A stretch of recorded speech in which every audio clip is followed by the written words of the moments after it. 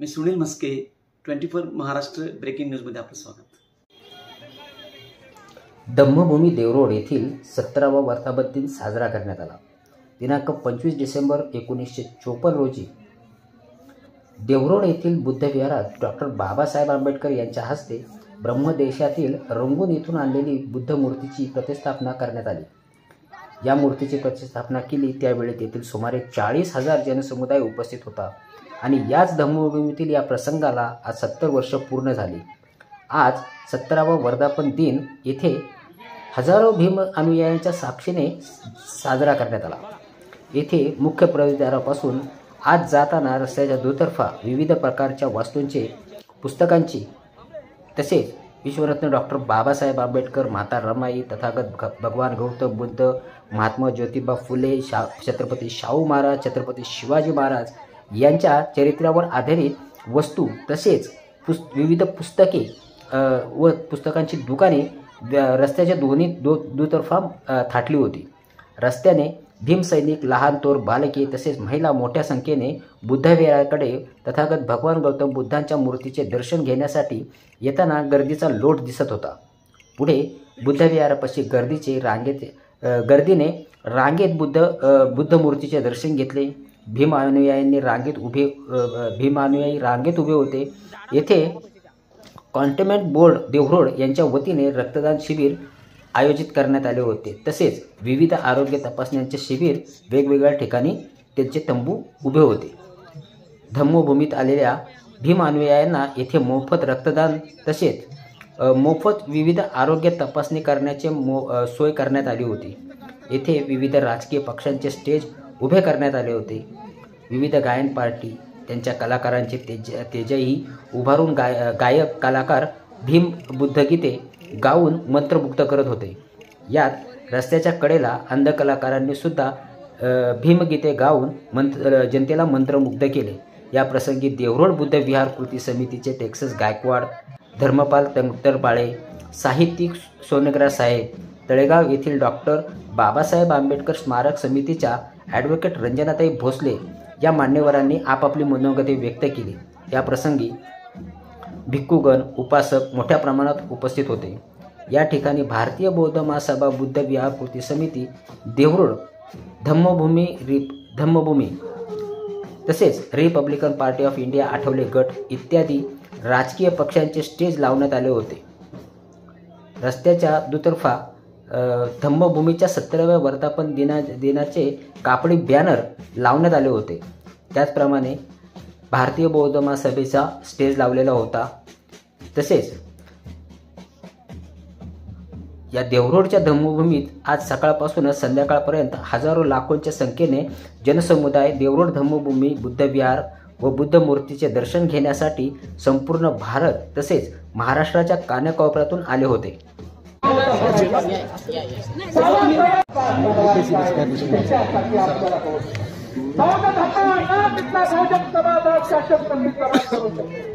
आज 25 डिसेंबर 2024 ऐतिहासिक धम्मभूमी देवरोड यांचा 17वा वर्धापन दिन आहे.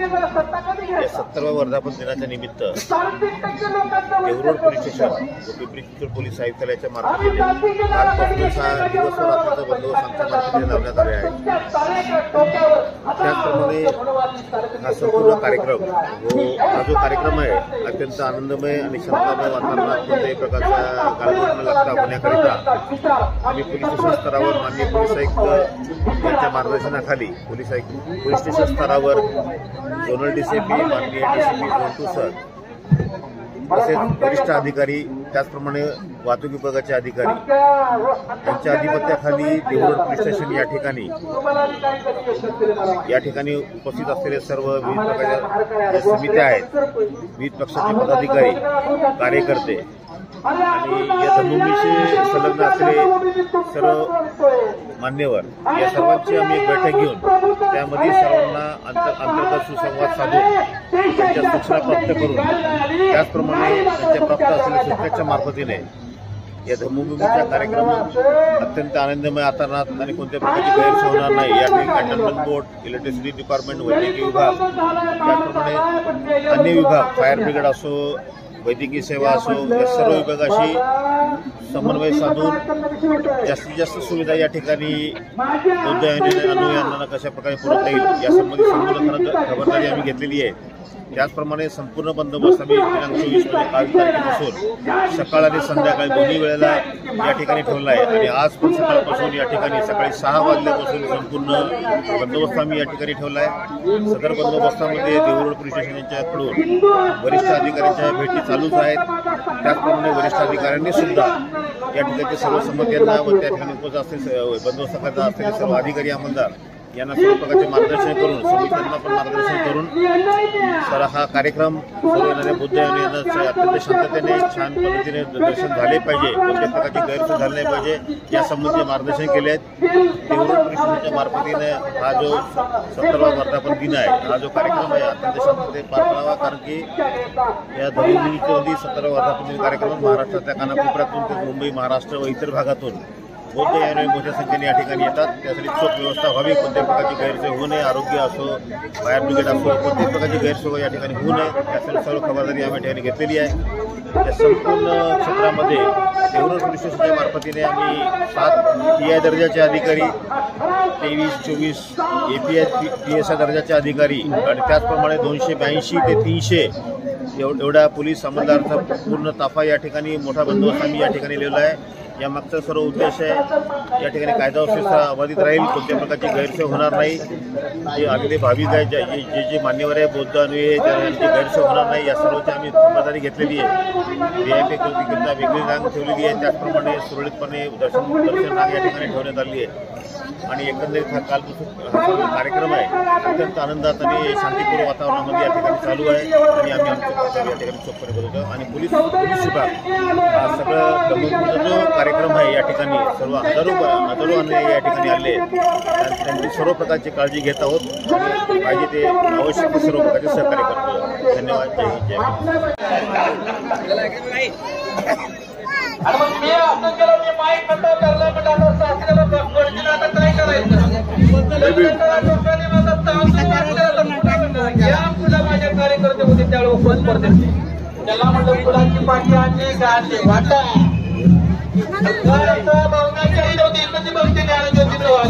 माझ्यावर जबाबदारी पडली आणि नळाच्या पाणी भरण्याच्या निमित्तानं रोज भांडण करायचं.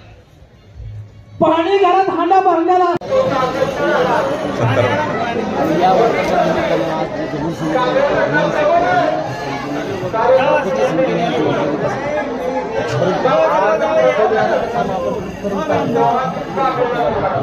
आणि ही जनसमुदाय या जनसमुदायाच्या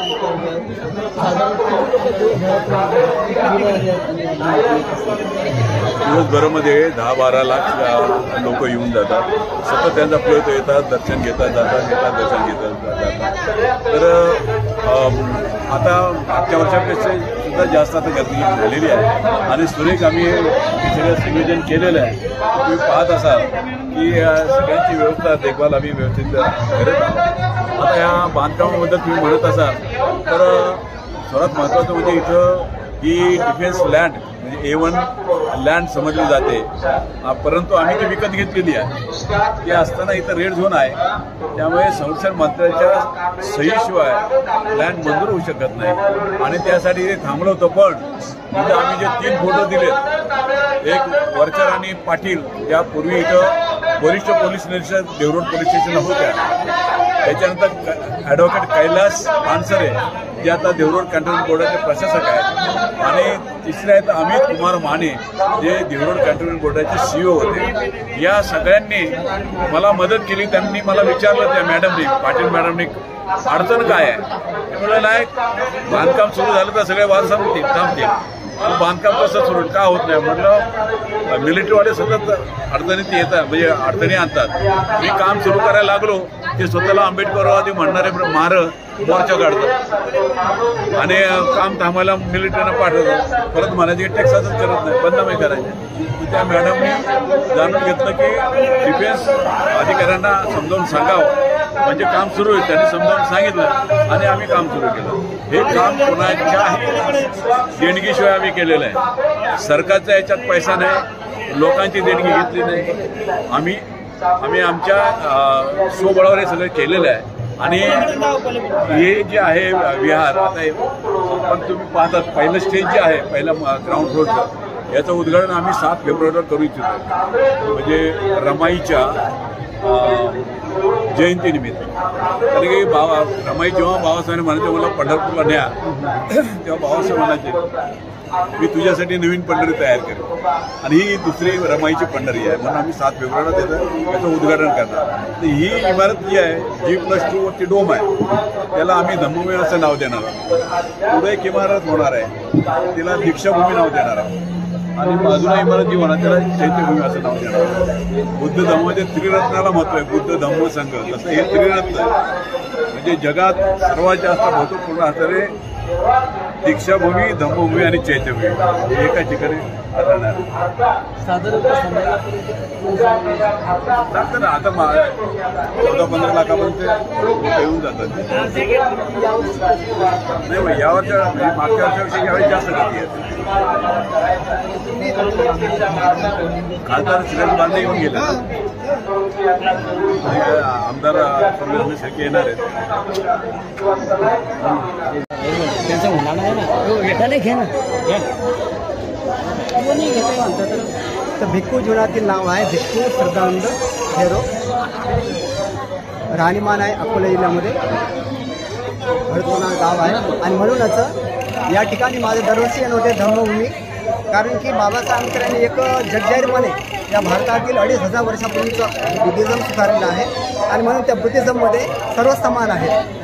म्हणून दरवर्षी यासाठी येतो की या आधुनिक काळामध्ये वर्धापन दिवस आहे या धम्मभूमीचा. बाबासाहेबांनी एक काळ असा होता की इथं बुद्धमूर्ती स्थापना केली बौद्ध राष्ट्रातून आणून, आणि म्हणून इथं स्थापना केल्यापासून इथं धम्मभूमी म्हणून हे नाव दिलं गेलं. आणि म्हणून या ठिकाणी सांगायची गोष्ट म्हणजे की हे जे धम्मभूमी आहे, त्या धम्मभूमीमध्ये हे जी इमारत निर्माण केल्या गेलेली आहे, ही इमारत त्यांचं अभिनंदन करतो मनापासून.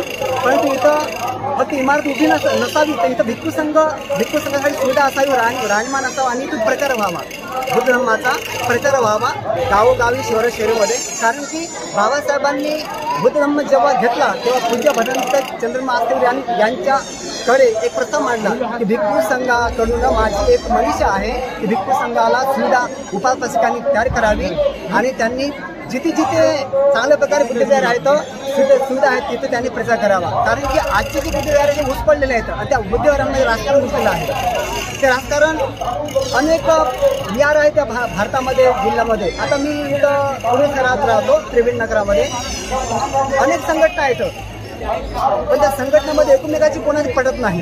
मी माझं चालू आहे. पण बुद्धविहारामध्ये मी माझं करता येत नाही. कारण बुद्धविहार हे धम्मकेंद्र आहे, मानवजातीचं एक केंद्र, मनुष्य बनण्यासाठी, शीलवान समाज बनण्यासाठी, चादरवान समाज बनण्यासाठी. म्हणूनच बाबासाहेब आंबेडकर यांनी इथं बुद्धमूर्ती स्थापन केली होती त्या पंचावली. Okay, thank you. जय भीम. आज आपण विश्वरत्न डॉक्टर बाबासाहेब आंबेडकर यांनी ऐतिहासिक असा जो हा सोहळा 70 वर्षापूर्वी साजरा करायला आपल्याला संधी दिली होती, तो आजचा हा दिवस की ज्या दिवशी बुद्ध धम्म घेण्यापूर्वी 2 वर्ष अगोदर म्हणजे 25 डिसेंबर 1954 साली बाबासाहेबांनी त्यांना रंगून येथे मिळालेली हे जे बुद्धरूप आहे ते इथं स्वतःच्या हस्ते स्थापित केलं होतं. आणि तेव्हापासून ही आपल्या सर्व आंबेडकरी अनुयायांची, बौद्ध अनुयायांची ही नवी पंढरी बाबासाहेबांनी आपल्याला निर्माण करून दिली होती. आणि त्याप्रमाणे जसे पंढरपूरला सगळे वारकरी जातात, त्याचप्रमाणे सर्व धर्म अनुयायी त्या आजच्या दिवशी या भूमीला भेट देत असतात आणि या बुद्धरूपापुढे नतमस्तक होत असतात, बाबासाहेबांच्या कार्याला सलाम करत असतात, त्याला नतमस्तक होत असतात. आता हा 70वा वर्धापन दिन आहे आणि या दिवशी मी ॲडव्होकेट रंजना रघुनाथ भोसले, माजी नगराध्यक्ष तळेगाव दाभाडे नगर परिषद, त्याचप्रमाणे अध्यक्ष विश्वरत्न डॉक्टर बाबासाहेब आंबेडकर स्मारक समिती या नात्याने आपल्या सगळ्यांना या वर्धापन दिनाच्या शुभेच्छा देते. आजचा 17वा वर्धापन दिन साजरा करत असताना आम्ही आजच्या दिवशी तळेगावच्या आठवणीतले बाबासाहेब असं हे पुस्तक आज प्रकाशित केले. त्याचप्रमाणे हिमालय नावाचं आम्ही एक कॅलेंडर प्रकाशित केले. त्याचप्रमाणे बुद्ध आणि त्यांचा धम्म हा ग्रंथ देखील आम्ही लोकांसाठी कमी किमतीत उपलब्ध केलेला आहे. त्याचं कारण असं आहे की विश्वरत्न डॉक्टर बाबासाहेब आंबेडकर यांनी तळेगावला जी जमीन घेतली होती त्या जमिनीत असणारा बाबासाहेबांचा स्वतःचा बंगला हा राष्ट्रीय स्मारकासाठी आमच्या समितीने शासनाच्या मार्फत संपादित केला आहे. तर त्याच्या शेजारची असणारी जी जमीन आहे जवळजवळ 30 गुंठे जमीन आहे आणि ती 9 कोटी रुपये त्याची किंमत सांगितली गेली. तर मी त्यासाठी प्रयत्न करते. तर तो आपल्या सगळ्यांच्या सहकार्याशिवाय तो माझा प्रयत्न यशस्वी होणार नाही. त्यासाठी आम्ही हा निधी गोळा करण्यासाठी वेगवेगळे मार्ग वापरतो. त्याप्रमाणे त्याचा एक भाग म्हणून हा बुद्ध आणि त्यांचा धम्म हा ग्रंथ असेल, कॅलेंडर असेल किंवा तळेगावच्या आठवणीतले बाबासाहेबांचं एक पुस्तक असेल, त्याचप्रमाणे धम्मभूमी ते दीक्षाभूमी पुढे आपल्याकडे एक पुस्तक येईल. त्या पुस्तक रूपाने आपल्यापर्यंत पोहोचण्याचा मी प्रयत्न करते. मला खरं तर हे बोलताना एक प्रश्न विचारला गेला होता की या ऐतिहासिक धम्मभूमीची जडणघडण कशी झाली. ती जडणघडण जी आहे ती जडणघडण 1954 साली बाबासाहेबांनी ज्यावेळेस हे बुद्धरूप बसवलं तर खरं तर इथली जी स्थानिक मंडळी होती त्या मंडळींनी हे चोखोबाचं मंदिर खरं तर बांधलं होतं आणि बाबासाहेबांना त्यांच्या हस्ते मूर्ती बसवायचं म्हणून आमंत्रण दिलं होतं. परंतु बाबासाहेबांनी त्यावेळेस सांगितलं मी तुम्हाला एक नवीन देव देणार आहे. आणि त्यानंतर बाबासाहेबांनी रंगूनला त्यांना मिळालेली बुद्धरूप जे आहे ते एक इथं दिलेलं आहे आणि दुसरं आग्र्यात त्यांनी दिले. तिथं सुद्धा आजच्याच दिवशी हे स्थापन झाले. मी तिथली देखील जागा बघून आले. तिथं फार मोठं एक विहार बांधले गेलेलं आहे आणि मोठं बुद्धरूप तिथं स्थापित केले. शेजारी शाळा चालते. तो भाग सुद्धा कॅन्टोन्मेंटच्या अखत्यारीत येतो आणि हा देवरोडचा भाग देखील कॅन्टोन्मेंटच्या अखत्यारीत येतो. तर ती लोक जर एवढं मोठं काम करू शकले तर आपण का करू शकत नाही. खरं तर मी विश्वरत्न डॉक्टर बाबासाहेब आंबेडकर यांचं जे तळेगावचं निवासस्थान आहे त्याचं काम करण्यासाठी मी तिथं कॉन्सन्ट्रेशन माझं ठेवलेलं आहे. त्यामुळे मी इथं फारसं लक्ष देत नाही. पण सुरुवातीला मी तळेगावचं काम सुरू करायच्या आधी जेव्हा मी 88 साली वकील झाले त्यानंतर मी अनेक वर्ष इथं काम केलं. परंतु इथं कामाची इथल्या लोकांची मी कोणाचं नाव घेणार नाही, कोणाला दोष देणार नाही. परंतु इथलीच असणारी कामाची पद्धत त्यामुळे गेले 70 वर्ष हे काम रखडलेलं आहे. तर 70 वर्ष म्हणताना प्रत्यक्षात काम मला असं वाटतं की मी लहान असेल तेव्हापासून काही वयस्कर मंडळींनी त्यावेळेसच्या जुन्या जाणत्या मंडळींनी ज्यांना बाबासाहेबांविषयी त्यांच्या विचारांविषयी असतं त्यांनी हे काम सुरू केलं. पण काही ना काही कारणाने ते पूर्णत्वास गेलं नाही. नवीन मंडळी येतात, नवीन उत्साहाने काम करतात, परत कोणीतरी खो देतो आणि म्हणून आम्ही ठरवलं की प्रत्येकाने आपल्या आपल्या भागात आपल्या आपल्या पद्धतीने काम करावं. तसं आम्ही मावळ तालुक्यातला तळेगावचा जो भाग आहे त्याची जबाबदारी मी घेतली. इथं देखील काम करायला नाही म्हणणार नाही, परंतु ज्या पद्धतीने काम चाललंय ते फार समाधानकारक नाही आणि त्यामुळे आपल्या सगळ्या भीम अनुयायांनी एकत्र येऊन काहीतरी निर्णय घेणे गरजेचं आहे. कारण अनेक मोठे मोठे राष्ट्रीय स्तरावरचे प्रश्न आपल्यासमोर आहे. आता संविधानाचा प्रश्न आहे, त्याचप्रमाणे आपला बोधगया जो आहे जिथं बुद्धांना ज्ञानप्राप्ती झाली त्या विहाराचा सगळ्यात मोठा प्रश्न आपल्या सगळ्यांसमोर आहे आणि ती अस्तित्वाची लढाई आहे. आणि त्यासाठी तिथे देखील मी कामाला सुरुवात केली आणि तिथं आम्ही सगळ्या वकिलांचं संघटन करून आम्ही तिथे देखील तो बोधगया टेम्पल ॲक्ट जो आहे तो ॲक्टमध्ये बदल करण्यासाठी किंवा तो बंद रिपील करून म्हणजे ते रद्द करून त्यासाठी राष्ट्रीय स्तरावरचा एखादा कायदा नॅशनल ॲक्ट एखादा अस्तित्वात येईल का, इंटरनॅशनल ॲक्ट अस्तित्वात येईल का, याच्यावर आम्ही सध्या खरं तर कामाला सुरुवात केली. त्याच्याचबरोबर हा देखील प्रश्न जो धम्मभूमीचा आहे तो देखील आपल्या सहकार्याने जिथं जिथं माझी मदत लागेल, जिथं जिथं मला काम करण्याची संधी मिळेल किंवा ती संधी निर्माण मला करता येईल ते करून मी इथं काम करण्याचा प्रयत्न करेन. एक मिनटं, विषय असा आहे की प्रत्येक वेळी सांगितलं जातं की या ठिकाणी पूर्वी चोखोबांचं मंदिर होतं आणि त्याच्यानंतर इथं बुद्धविहाराची स्थापना झाली. जर जिथं चोखोबाचं मंदिर होतं तर मग ही जागा कॉन्स्टिट्युएंटच्या अंडरमध्ये गेले कशी काय? नाही, चोखोबाचं मंदिर नव्हतं इथं. पूर्वी आपल्याला माहिती आहे की देहूचं तुकाराम महाराजांचं देहू हे तीर्थक्षेत्र आपल्या जवळ आहे आणि म्हणून हा देहू रोड आहे. ह्या देहू रोडला जी शेजारी जी वस्ती आपल्याला दिसते या विहाराच्या शेजारी ही सगळी रेल्वेत काम करणारे मंडळी तिथं राहत होती, आजही राहतात.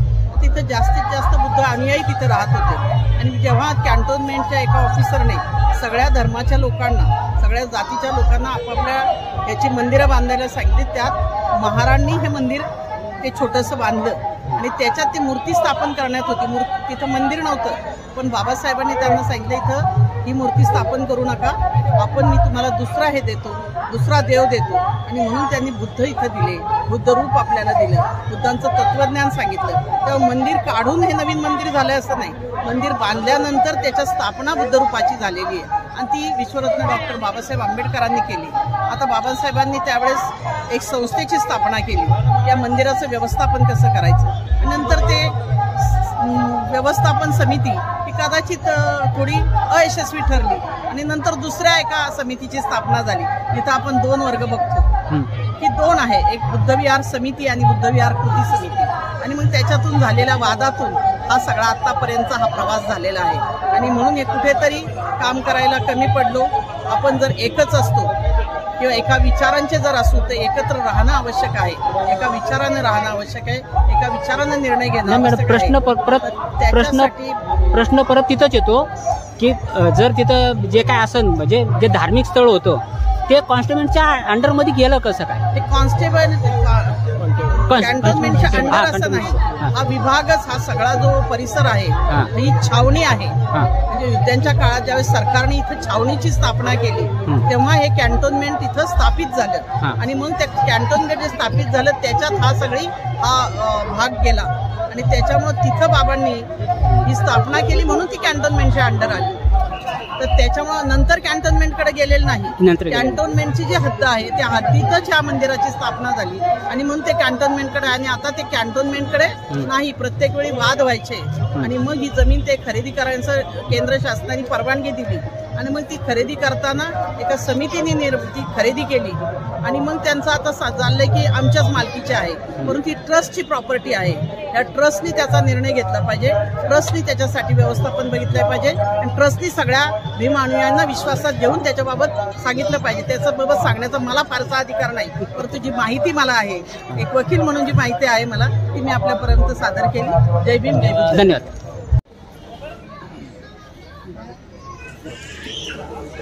मी ब्रह्मचारी अनुम कीर्ती या ठिकाणी तुमच्या या चॅनलला मी धन्यवाद देतो. महाराष्ट्रातलं सर्वात पहिलं हे बौद्धांचं तीर्थक्षेत्र आहे. परमपूज्य बोधिसत्व डॉक्टर बाबासाहेब आंबेडकर यांनी 1954ला 25 डिसेंबरला आज या ठिकाणी रंगून होऊन आणलेली बुद्ध मूर्ती या ठिकाणी बसवलेली आहे, स्थापन केलेली आहे.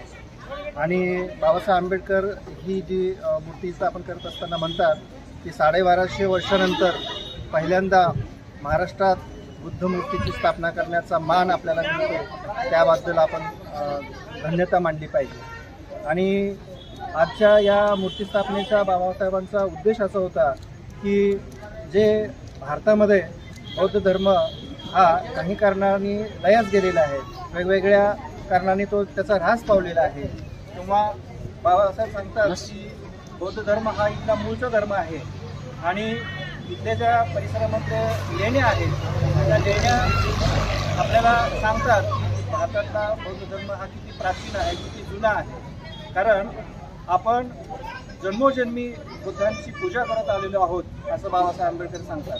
आणि याचा या परिसरात असलेल्या लेण्या ह्या त्यांची साक्ष आहेत असं सुद्धा सांगतात. याच भाषणामध्ये बाबासाहेब आंबेडकरांनी सांगितलेलं आहे की जे काही जुनी लेण्या आहेत, विहार आहेत, ते बौद्ध तीर्थक्षेत्र आहेत, बौद्ध लेण्या आहेत. आणि या ठिकाणी सांगतात बाबासाहेब की पंढरपूरचं जे विठ्ठल मंदिर आहे ते विठ्ठल मंदिर सुद्धा बौद्ध मंदिर होतं, बौद्ध विहार होतं. आणि त्याच्यावर बाबासाहेबांनी एक संशोधनपर लेख लिहिणं चालू आहे असं सुद्धा या ठिकाणी सांगितलेलं होतं. आणि म्हणून बाबासाहेब आंबेडकरांना जे समता, स्वातंत्र्य, बंधुत्व या त्रिसूत्रीच्या आधारावर सामाजिक एकोपा, सामाजिक समता, सामाजिक ऐक्य जे निर्माण करायचं होतं ते निर्माण करण्यासाठी बौद्ध धर्म हाच एक आधार आहे असं त्यांचं मत होतं. आणि त्या दृष्टीनं भारतीय संविधानामध्ये जरी ही ती मूल्य दिली असली ती राजकीय स्वरूपातली मूल्य असली तरी परंतु ती जीवन मूल्य जर झाली तर लोकांच्या जीवनामध्ये खरं सुख समृद्धी निर्माण होऊ शकते. आणि म्हणून ही जी भारतीय संविधानाची राजकीय मूल्ये आहेत ती बौद्ध धर्माच्या तत्वामधून ती लोकांच्या वागण्याची मूल्य जर झाली तर निश्चितपणे एकमेकाला माणुसकीच्या भावनेमधून लोक पाहतील. समाजातल्या जातीजातीतला जो काही भेदभाव आहे तो भेदभाव विसरून लोक एकोप्याने नांदतील आणि सुखी संपन्न जीवन जगतील, आपलं दुःख दूर करतील. धर्माचा उद्देश हा आपल्या जीवनातलं दुःख दूर करणे आहे असं बाबासाहेब सांगतात. आणि धर्म व्यक्तीसाठी आहे, व्यक्ती धर्मासाठी व्यक्ती नाही. तर ही जी काही धम्मभूमी आहे ही धम्मभूमी स्थापन करण्याच्या मागे बाबासाहेब आंबेडकरांचा जो काही संकल्प होता तो संकल्प आपण सर्वांनी तो पूर्ण केला पाहिजे. आणि जे काही आपले आपसातले जे काही वादविवाद आहेत ते वादविवाद आपण दूर केले पाहिजेत. आणि जेणेकरून आपल्याला प्रत्येक माणसामध्ये असलेला जो काही माणुसकीचा भाव आहे तो जाणून घेता आला पाहिजे. या दृष्टीनं आम्ही प्रयत्न बौद्ध महासंघाच्या वतीने मावळामध्ये आजच्या तारखेपासून नवीन संकल्प केलेला आहे. ज्या प्रत्येकाला धम्माची गरज आहे ती गरज आपण पूर्ण करूया आणि माणसांची मनं जोडूया. माणुसकीने सर्वांसोबत एक माणुसकीचा प्रचार प्रसार करण्यासाठी बौद्ध धर्माची जशी गरज आहे आणि बाबासाहेबांचा जो उद्देश आहे तो उद्देश पूर्ण करण्यासाठी आपण धम्मकार्य करण्याचा संकल्प केला. Yes, thank you. Rajiv Dhammachakra foundation Devrod शहर, माझं नाव सदस्य राजेश मुकुंद गायकवाड. साधारण गेली आम्ही 9 वर्षापासून राजीव धम्मचक्र फाउंडेशन यांच्या वतीने डॉक्टर बाबासाहेब आंबेडकर यांच्या पुतळ्याची संपूर्ण सजावट ही द रायझिंग धम्मचक्र फाउंडेशन ही 14 एप्रिल आणि 25 डिसेंबरला करत असते. साधारण आम्ही 9 वर्ष झाले हे कार्यक्रम करत असतो. त्यानंतर आमचा अन्नदानाचा कार्यक्रम हा डॉक्टर बाबासाहेब आंबेडकर पुतळ्याजवळच असतो. साधारण 9 वर्षापासून हा आम्ही कार्यक्रम करत आहे. आणि ह्याच्याही पुढं आम्ही नेहमीप्रमाणे डॉक्टर बाबासाहेब आंबेडकर यांच्या पुतळ्याची सजावट 25 डिसेंबर 14 एप्रिल या रोजी करतो आणि अन्नदानही 14 एप्रिल आणि 25 डिसेंबरला करत असतो. हा सगळा कार्यक्रमाचा जो खर्च असतो हा आम्ही धम्मचक्र फाउंडेशन, राजीव धम्मचक्र फाउंडेशन याचे जे सदस्य आहेत, सभासद आहेत, त्यांच्याकडून आम्ही साधारण आमची वर्गणी जमा करून त्याच्यातून हा आम्ही कार्यक्रम करत असतो. रतनलाल सोनग्रा कित्येक वर्षे डॉक्टर आंबेडकर कॉलेजमध्ये प्राध्यापक म्हणून काम केलं. जवळजवळ 29 वर्षे डॉक्टर आंबेडकर कॉलेजमध्ये होतो. आणि त्याच्या अगोदर मी अहमदनगर, पाथर्डी, त्याच्यानंतर शिरूर, भिवंडी या मार्गानं प्राध्यापक करीत मुंबईला पीपल्स एज्युकेशन कॉलेजमध्ये डॉक्टर बाबासाहेब आंबेडकरांच्या सोसायटीत मी आयुष्यभर काम केलं आणि तिथूनच निवृत्त झालो. सगळ्यात महत्त्वाची गोष्ट म्हणजे या ठिकाणी जी एक ऐतिहासिकता आहे ती ऐतिहासिकता फार महत्त्वाची आहे. या देशामध्ये जेव्हा आपल्या काही गरीब मंडळींना वारीमध्ये जाताना कुठे राहायला जागा मिळायची नाही, ते स्टेशनवर झोपायचे, त्यावेळी आपल्या काही लोकांनी धर्मशाळा बांधायची आणि एका सरदारजीनीच मदत केली त्यांना. आणि त्यामुळे ते कॅन्टोन्मेंट असल्यामुळे मिलिटरी एरिया त्या सरदारजी लष्करी अधिकाऱ्यांना मदत केली आणि ती तयार झाली. बाबासाहेब आंबेडकरांना आपली मंडळी जाऊन भेटली आणि म्हणाले की आम्ही धर्मशाळा तयार केली आहे पण मंदिरात मध्ये कुठली मूर्ती लावायची. तर बाबासाहेबांनी त्यांना सांगितले की तुम्ही थांबा, मी तुम्हाला तुमचा देव देईन. आणि त्यावेळी बाबासाहेबांनी रंगवून त्यांना 2 मूर्ती मिळाल्या होत्या, बुद्ध मूर्ती. त्यापैकी एक मूर्ती त्यांनी आग्र्याला दिली. त्या आग्र्याच्या मूर्तीचाही कार्यक्रम मी तिथे जाऊन आलो. त्यानंतर दुसरी मूर्ती इथे दिली आणि या ठिकाणी एक छोटीशी मूर्ती स्थापन केली की तुम्ही आता यापुढे करा. पण यातला महत्त्वाची घटना अशी होती की त्यावेळी तर्कतीर्थ लक्ष्मणशास्त्री जोशी यांनी बाबासाहेबांच्यावर टीका केली होती की बाबासाहेबांचं अवतार कार्य आता संपलं आहे.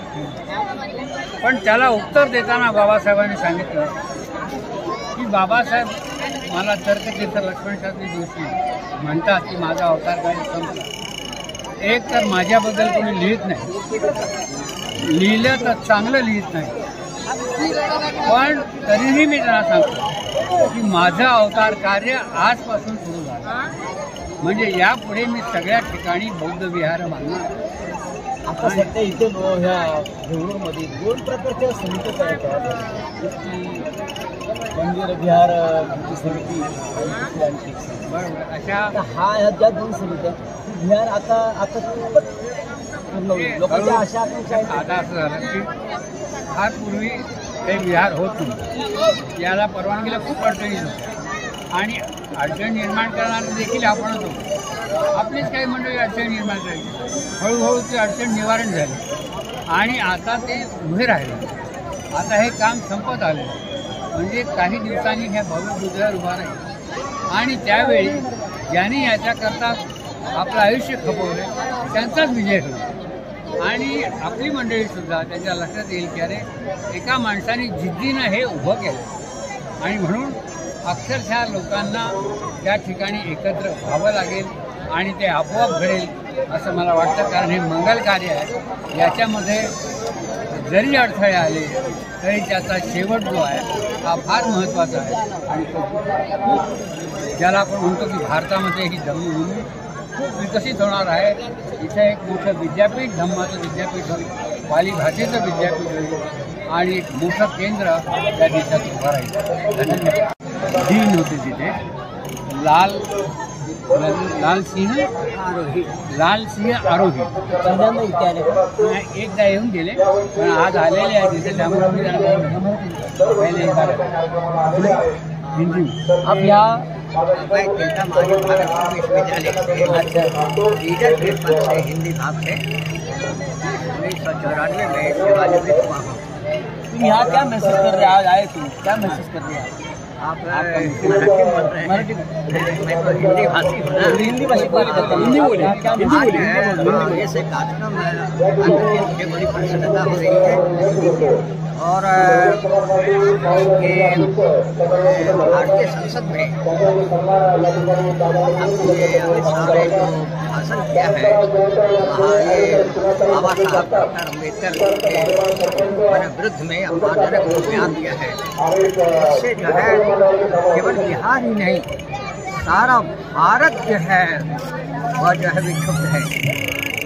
डॉक्टर बाबा साहब अम्बेडकर ही ऐसे व्यक्ति हैं जिन्होंने जो है भारत में समता मूलक समाज का सपना देखा था और भारतीय संविधान में जो है इसका प्रावधान ऐसा भारत जो है समता मूलक समाज के निर्माण की दिशा में.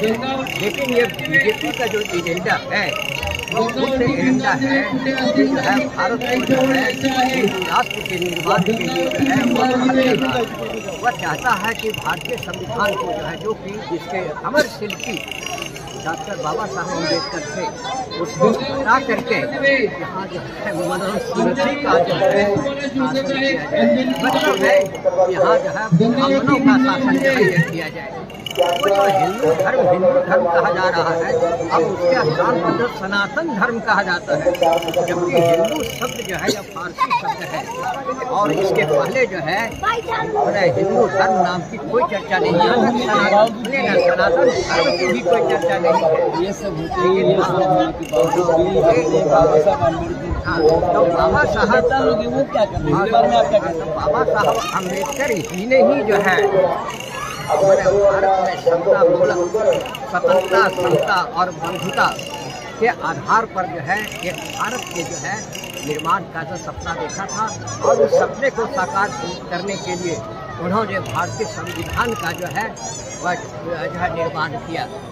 आज सारा भारत जो है अमित शाह के जो है उस अपमानजनक व्यवहार से बहुत क्षुब्ध हूँ.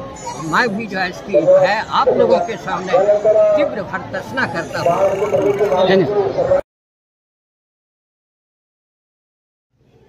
अशाच मावळ तालुक्यातील ताज्या घडामोडी पाहण्यासाठी आमच्या 24 महाराष्ट्र ब्रेकिंग न्यूज चॅनलला लाईक करा, सबस्क्राईब करा आणि शेअर करा. नमस्कार.